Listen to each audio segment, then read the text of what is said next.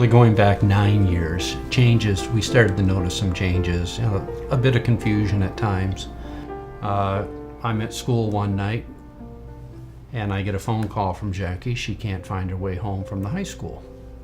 And she had been going there with various music activities for 25 years. Crank the crank.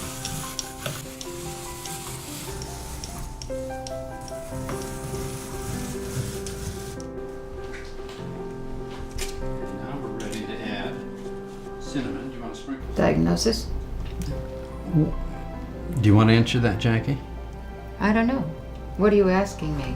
What has surprised you about being diagnosed with younger onset Alzheimer's, Jackie? Well,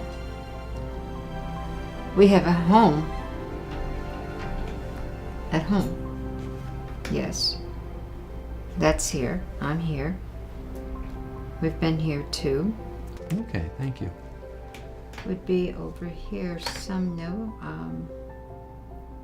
We are basically been doing the trials, realizing that there's not a whole lot of hope at the present time, but for the next generation.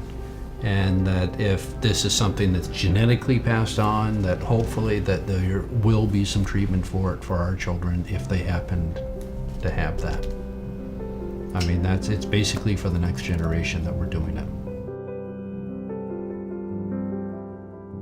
Life is short. Yeah. You know, that you can be right in the middle of your career raising kids and you just keep looking forward to the weekends. And you have to stop and start enjoying life because this is it. I mean, we go to concerts on a regular basis. We'll go to art museums. We go for walks at least 6 days a week and try to enjoy life as much as we can right now.